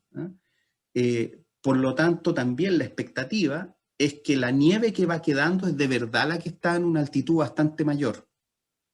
Vamos viendo por acá. Aquí aparece la evolución de la cobertura nival en el tiempo. Y lo que vemos es este valor máximo al que llegamos en el Limarí y luego empieza el descenso, ¿ya? Y llegamos a inicios del mes de julio del 2021 a las cerca de 40 y tantas mil hectáreas. Entonces, ¿qué es importante acá? Mirar la pendiente, mirar cómo cae, porque esto nos permite más o menos proyectar hasta cuándo vamos a tener un poco de nieve. Ese mismo dato de recién, si uno lo desagrega por piso altitudinal, lo que empieza a notar es lo siguiente. El piso altitudinal sobre 4.000 metros de altitud está representado aquí arriba por este color. Y si ustedes se fijan, a la fecha de inicios del mes de julio, el 9 de julio, el piso altitudinal sobre 4.000 metros de altitud prácticamente no tiene nieve, casi es cero. El piso altitudinal que conserva algo de nieve es el piso 3.500 a 4.000, que es este, y este otro piso de acá, que es el 3.000 a 3.500. El piso 2.500 a 3.000 ya no tiene nieve, y el piso 2.000 a 2.500 mucho menos. Entonces solo nos quedan dos pisos altitudinales en realidad. El piso 3.000 a 3.500 y el piso 3.500 a 4.000. Esos son los dos pisos que nos quedan. Y miren la pendiente a la que se mueven, la velocidad a la cual se van derritiendo. Después decae, se transforma en una curva un poco más extensa de esta forma, pero significa muy probablemente que el pic de crecida en los ríos o no va a ocurrir o va a ser de verdad muy mínimo, muy mínimo. Lo que explicaba del Niño, esta es la zona Niño 3-4, queda en el Ecuador, y cuando esta zona sufre un calentamiento de la superficie del mar, de la temperatura de superficie del mar, se aumenta esa temperatura, eso provoca un efecto que consiste en el debilitamiento del anticiclón del Pacífico acá. Acá está Chile, aquí están las costas de Chile. Esta es latitud 30 aproximadamente, por aquí estamos nosotros, más o menos. Bueno, en este minuto está aquí posicionado el anticiclón, súper fuerte, súper potente, inclusive está desplazado hacia el sur, o sea, está afectando a Talca, Curicó, qué sé yo, la octava región, la región de la Araucanía, etc. Todo eso igual está recibiendo montos de precipitaciones un poco menores que lo que corresponde. ¿Por qué? Por el efecto del anticiclón. Entonces, para que esto se debilite, uno necesita que ocurra un niño, y el niño consiste en un calentamiento del mar en esta zona. Para que ocurra ese calentamiento y tenga un efecto sobre nosotros, necesitamos que eso ocurra en el invierno. O sea, abril, mayo, junio, julio, hasta agosto inclusive. Pero si no se visualiza un niño fuerte, no hay ni una posibilidad de que haya un calentamiento. No en el corto plazo. Aquí está lo que ustedes conocen en general. Los niños implican calentamiento, implican una convección de las nubes en el fondo, un ascenso de las nubes con alta humedad en altura, y provocan precipitaciones locales producto de eso. O sea, nos comportamos como si fuéramos un país tropical, como si nos empezáramos a parecer a Ecuador, a Brasil, qué sé yo, a ese tipo de países con climas más bien tropicales. Nuestra condición neutral es de menos precipitación, y la condición niña claramente de mucha menos precipitación. Los modelos, y acá esto es bien interesante, les pido que miren, ahí está mayo, en esto, les pido que miren la curva azul y la verde y la roja, esas. Mayo, junio, julio. ¿Qué es lo que pasó con las curvitas? En el fondo se fueron hacia abajo. Bajo menos 0,5, o sea, de aquí hacia abajo, la temperatura de superficie del mar, la anomalía de temperatura de superficie del mar empieza a marcar niña. Y hacia acá arriba, sobre 0,5, marca niño. ¿De acuerdo? Todos estos puntitos que están acá son modelos que pronostican el comportamiento del océano y su temperatura en el Ecuador. Y lo que en este minuto todos los modelos están diciendo, cuando los miramos en mayo, es que estábamos en la neutralidad. ¿De acuerdo? Estábamos en la zona del centro, neutro. Si nos cambiamos a junio, ya en el fondo empiezan a bajar estas curvas. Y aquí hay uno más atrevido que se tiró por aquí abajo, una niña súper fuerte. Y ahí ya empiezan los demás modelos también a registrar un descenso. Y miren cómo se va pasando esta curva. Se empieza a pronosticar ya el hecho de una llegada de niña más tardía. O sea, fines del invierno e inicios de la primavera, y probablemente durante todo el verano. Entonces, no hay razones en este momento para pensar que pueda producirse un fenómeno extrañamente lluvioso. No hay ningún argumento. Cuando nosotros miramos las precipitaciones en el Limarí, en las ramadas, por ejemplo, y miramos el mes de mayo, si hubiésemos estado parados en mayo, y miramos la precipitación y nos preguntan, ¿y cómo estamos respecto a la historia? Esta es la curva de precipitaciones, ¿ya? Aquí están las precipitaciones más altas y acá están las precipitaciones más bajas, cercanas a cero. Y lo que aparece aquí es la probabilidad o la frecuencia, si ustedes quieren. En el fondo, en este pedazo están los años más secos, aquí están los moderados, aquí están los más o menos lluviosos y aquí están los muy lluviosos. Bueno, si en mayo nos hubiesen preguntado, hubiésemos dicho, mire, ¿sabe qué? Estoy en una condición con 10 milímetros en mayo, estoy un poquitito por debajo de lo promedio, de lo moderado, pero estoy relativamente bien.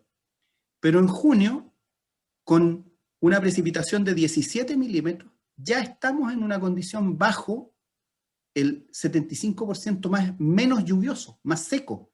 Entonces, en el fondo, me empiezo a acercar de la condición más cercana a la normalidad, ¿cierto? O una condición moderada de precipitaciones, me empiezo a acercar a una condición más bien seca, ¿ah? Un escenario más bien pesimista de precipitaciones.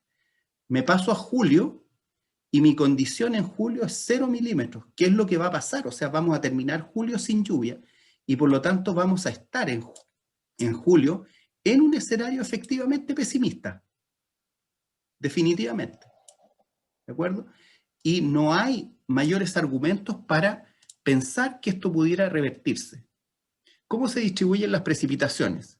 Las precipitaciones se distribuyen entre abril y octubre si uno considerara un año promedio, ¿ya? Y lo que ustedes ven acá es cuál es el porcentaje de aporte de cada mes a la precipitación total del año. ¿De qué año? De un año promedio, que no es el año en el que estamos. Nosotros no estamos en un año promedio, estamos en un año seco, ¿ah? Por lo tanto, si uno separara, supongamos que por un minuto que esto es un año promedio, estamos en julio. En julio, en las ramadas, esta curva ya tiene un 2% más un 5%, llevo 7 puntos de precipitación, más 15 o 16, llevo unos 20 y tantos puntos, más 25, llevo unos 50 y tantos, y acá más unos 20 y tantos, llevo alrededor de 70 puntos, 70% de las precipitaciones ya habrían ocurrido.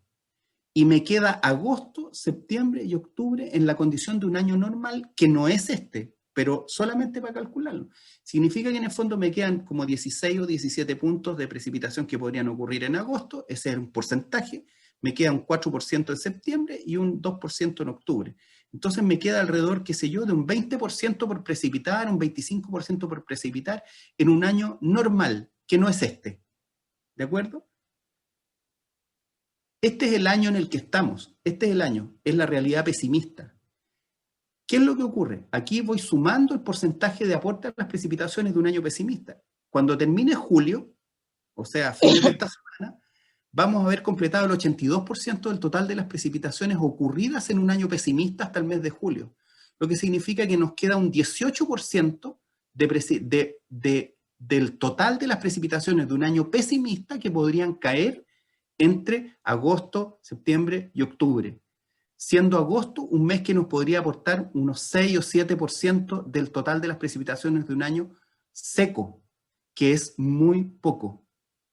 En un año moderado es más o menos lo que habíamos visto, llevaríamos un 76%, significa que nos falta un 24%, pero no estamos en un año moderado. Y un año optimista llevaríamos un 72% y nos faltaría un 28% de las precipitaciones de un año optimista, de un año lluvioso, que no es el caso tampoco. Vamos al pronóstico de los caudales. Los caudales en Río Tascadero en desembocadura, en el escenario base, que es lo que hasta el minuto se acumula de precipitaciones, lleva 38 milímetros y está representado por este caudal que ustedes ven acá, ¿eh? La curva celeste, esta que está aquí, son los caudales reales medidos en Tascadero en desembocadura por la Dirección General de Aguas. Y a partir de este punto donde está el mouse, la manito, aquí, de ahí hacia la derecha son todas simulaciones en función de la cantidad de precipitaciones. Este representa un escenario base en el que no llueve más que los 38 milímetros que ya van. No llueve más. Ese es el supuesto, que está muy bien porque en el fondo pone un límite inferior. Y por este otro lado, esta otra curva representa el escenario optimista. En ese escenario optimista llueven 205 milímetros. ¿Ya? Lo que significa que tendrían que llover para que eso ocurriera 170 milímetros aproximadamente en el mes de agosto que queda y un poco en septiembre. Y no hay cómo eso pueda ocurrir porque los frentes del sur van a ingresar cada vez con mayor distancia, cada 7 días en pleno invierno, cada 10 días después, cada 12 días, cada 15 días, y después, si no los deja pasar el anticiclón, no hay ni una posibilidad que entren. Entonces, no se ve mucho por dónde. Quiero que miren los caudales. Este es el año pasado y el escenario que está aquí, que es el escenario pesimista, en el cual tendrían que llover más de 20 milímetros todavía para que ocurriera este escenario pesimista. Recién nos empezamos a parecer un poquitito lo que pasó entre septiembre y octubre.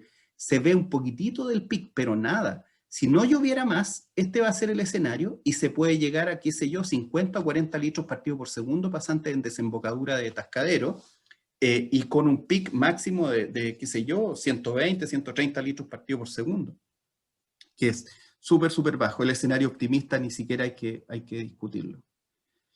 Este es Mostazal en cuestecita, el comportamiento histórico. Les pido que miren en el fondo la línea tendencial. En el fondo miren esto. Y aquí es donde estamos en el fondo en este minuto, bien, con caudales bien bajos, son los datos de GA 2021.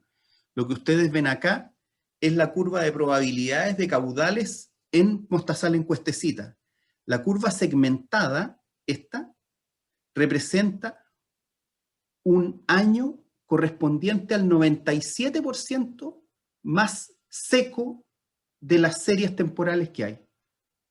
O sea, quiero que pongan atención en este dato. En el fondo, se parte en enero, qué sé yo, con datos menores a 200 litros partido por segundo, pasante en Mostazal en cuestecita. Después del invierno, se puede llegar a subir a 200 litros partido por segundo, pasante en Mostazal en cuestecita en el mes de diciembre. Entonces, quiero que miren con atención en el fondo el comportamiento de la temporada. Y esto es más o menos lo que debiera pasar. Esto es un año anormalmente seco, muy seco, este segmentado que está aquí. Y los otros son años cada vez menos secos. Y este de aquí arriba es un año que pertenece al grupo de los años lluviosos, o con un 50% de probabilidad, en el fondo. Este otro tiene un 97% de probabilidad de ser igualado o superado, o sea, en el fondo está por allá abajo en las probabilidades, ¿de acuerdo? Entonces, retener en la cabeza, por favor, estos valores, 200 litros partido por segundo, menos de 100, menos de 150, qué sé yo, que son los pisos en los que se daría esta temporada siguiente. Aquí está el pronóstico de Mostazal en cuestecita. Entonces, lo que ustedes ven acá es un análisis de los datos históricos, ¿ya? Las probabilidades en función de los datos históricos. Aquí está Mostazal en cuestecita, los datos reales medidos en la curva celeste. Aquí ya están modelados, esto es modelamiento, todo esto que está aquí. Esta es la temporada pasada, si ustedes miran. Y lo que ustedes ven ahora es que para alcanzar algo parecido a la temporada pasada tendría que ocurrir un escenario optimista. Y eso no va a pasar, es muy poco probable. El escenario moderado, que es este que está aquí, recién llega a 300 litros partido por segundo en un pequeño pic que ocurriría además anticipado en el mes de noviembre. Los escenarios más probables, por supuesto, son el escenario base y el escenario pesimista, que son los que están acá, en los que los caudales descienden de los 250 litros partido por segundo aproximadamente hasta menos de 200, en el fondo llegando a 170, 160 litros partido por segundo en Mostazal en cuestecita. En Cogotí en Fragüita, un fenómeno más o menos parecido. En Cogotí en Fragüita trabajamos con datos base 11 milímetros, el escenario pesimista marca 18, el escenario moderado 53. O sea, para que ustedes miren, en el fondo tendría que llover 5 veces más de lo que va, en lo que queda de invierno. Y eso es muy poco probable. Entonces, lo más probable es que se den estos escenarios de aquí abajo, con caudales menores a 100, 50, 75 litros partido por segundo, en Cogotí en Fragüita, que es bajísimo. Aquí están los datos totales de agua generada en Cogotí en Fragüita, 1,9 millones de cubos pasantes en Cogotí en Fragüita, 2,2 en el escenario pesimista, 5,7 en el moderado y 21,2 en el optimista. Entonces, en el fondo, con esta cantidad de agua se abastece el río Cogotí y si queda en el fondo un remanente, se abastece lo que llega al embalse Cocotí, lo que hace evidente que al embalse Cocotí no va a entrar nada de agua en el fondo. Aquí está la relación entre Cocotí en Fracuita y el volumen afluente al embalse Cocotí. En el escenario base de Cocotí en Fracuita, al embalse Cocotí podría entrar 500.000 de cubos, que en el fondo no es nada. En el escenario pesimista 0,7, en el moderado 1,5 y en el optimista 9,9. Entonces no se ve por dónde. Grandes las ramadas, también, en el fondo, mírenlo cómo va decayendo. Estos son datos reales, todos estos celestes, y de aquí empieza la simulación hacia adelante. Esta curva está súper bien calibrada y reproduce muy bien el comportamiento de grandes las ramadas. Y en el escenario moderado, que es este, recién se parecería un poco y sería un poquitito más alto que el escenario del año 2020.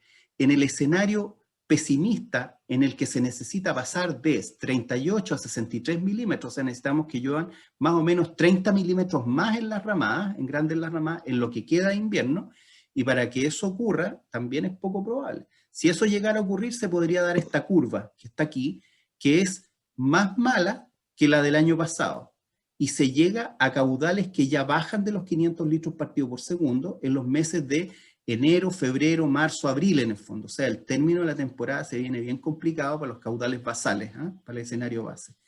Entonces, esto es bien importante porque determina en el fondo un poco la distribución de agua. El volumen en grandes las ramadas, pasante en escenario base, 18 millones, en el escenario moderado, en el escenario pesimista, 23, en el escenario moderado, 30, y en el escenario optimista, 57. Entonces nos vamos a mover entre 18 y 23. Yo creo que ese es el valor realmente pasante en grandes las ramadas. Y con eso se tiene que abastecer la parte alta y, en el fondo, servir las tributaciones que están hacia el embalse La Paloma, que en el fondo ya han ocurrido y van a ocurrir, qué sé yo, un mes más o unas semanas más. ¿Qué implica esto? Bueno, que en el fondo, pasante en Puntilla de San Juan, en el escenario base van a pasar más o menos 18 millones, en el escenario pesimista 24 millones, en el moderado 34 y en el optimista 66. Esto es bien importante porque en el fondo es lo que los del embalse La Paloma podrían considerar como una parte del aporte en el total de la temporada que podría entrar al embalse La Paloma. Ahora, nosotros creemos que el volumen total que va a ingresar a La Paloma es bastante más bajo que esto. Es poco probable que se cumplan estos 18 millones de ingresos a La Paloma, pero bueno, es el valor aproximado. Si ustedes se fijan en la relación entre grandes las ramadas, que es lo que está aquí, y lo que ingresa a La Paloma, que es lo que está acá, estamos de aquí para abajo. O sea, no hay datos que describan lo que está pasando. Eso es lo que les quiero decir. Las dotaciones en el embalse de La Paloma, esta es la situación de esta temporada, se distribuyen 65 millones, entiendo que acordaron distribuir la mitad de lo que había acumulado en el fondo de agua sistémica, que son 130 millones, distribuyen 65, por lo tanto, de estos 65 al río le corresponde, entiendo yo, el 26%, ese 26% son más o menos 17 millones de cubos, y por lo tanto, para que se pueda entregar una dotación cercana a los 3.500 o 4.000 cubos por acción bajo embalse La Paloma, se necesitan otros 17 millones. Esos 17 millones restantes, en mi opinión, van a venir de las tributaciones que se han hecho desde la parte alta, que van a sumar más o menos entre 4 y 5 millones a mi juicio, y la diferencia son las reservas que están de la Junta de Vigilancia dentro del propio embalse La Paloma. Y por lo tanto van a sumar, a mi juicio, alrededor de 34 millones distribuidos en las 9.500 acciones de la parte baja, lo que da entre 3.500 y 4.000 cubos por acción aproximadamente puesto en boca toma de canal. Eso se debería replicar en la parte alta, o sea, daría, en mi opinión, entre 0,1 y 0,15 litros partido por segundo por acción puesto en boca toma de canal para servir los derechos de la parte alta, que son, ¿cierto?, más o menos alrededor de unos 3.000 y tantas acciones, dejando fuera el río Turbio y el río Tascadero. En el fondo es por eso que no suman las 4.000 y tantas.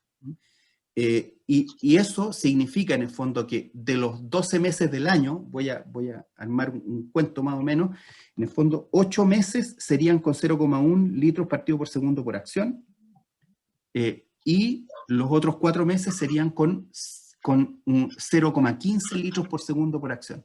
O sea, noviembre, diciembre, enero, febrero debieran ser los meses de máxima demanda y también, por lo tanto, del máximo aporte, o sea, 0,15 litros por segundo por acción. Y los otros serían meses de 0,1 litros partido por segundo por acción. Eso debiera cuadrar más o menos las cifras. Yo no sé exactamente los números, pero es más o menos lo que pienso.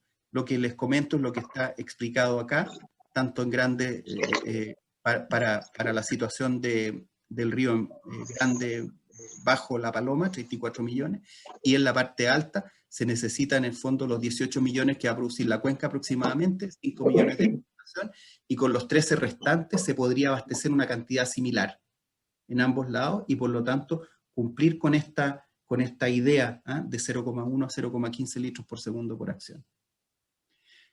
Solamente para citar y ya terminar la presentación, les comento que una manera en la que yo considero que se debe estar también controlando los datos y estar mirando, es que se puede acceder a la página web de la DGA, que está acá, y a partir de la página web revisar los datos en tiempo real, en grande en Las Ramadas, en grande en el Cuyano y en grande en Puntilla de San Juan, porque la DGA tiene estaciones en tiempo real. Entonces, es una manera de ir mirando si los caudales en el fondo representan la realidad de lo que ustedes están viendo también. Esa es la presentación y dejo de compartir. Ok, muchas gracias. Dejé de compartir, ¿o no?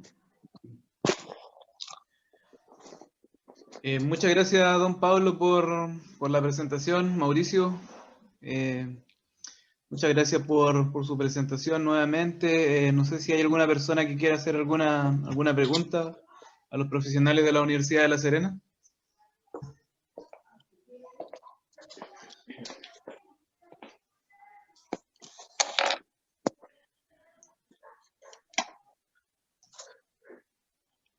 Mariano, ¿algo que acotar?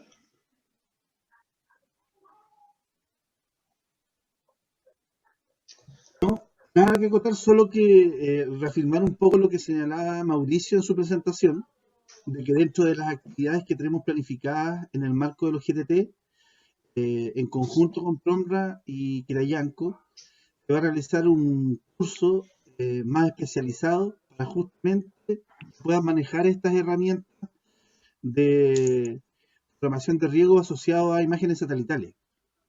Ya tenemos la fecha calendarizada, así que les vamos a llegar a hacer la información de tal manera de que este tipo de herramientas que hoy día la vieron a nivel de presentación, las puedan, los que están interesados, puedan hacer yo diría que especializarse un tanto más. Bueno, entonces lo dispensamos. Muchas gracias, Pablo, nuevamente. Mauricio, quedamos al habla y gracias por su tiempo. Un abrazo a todos. Espero que el que no existan preguntas no obedezca al panorama que estamos viviendo. Complicado el panorama. Claro, chiste. Que obedezca, que quedó claro y no a que nos vayamos todos machacados. Muchas gracias. Gracias, hasta luego. Gracias. Chao. Nos vemos, Gracias. que estén bien. Hasta luego. Hasta luego.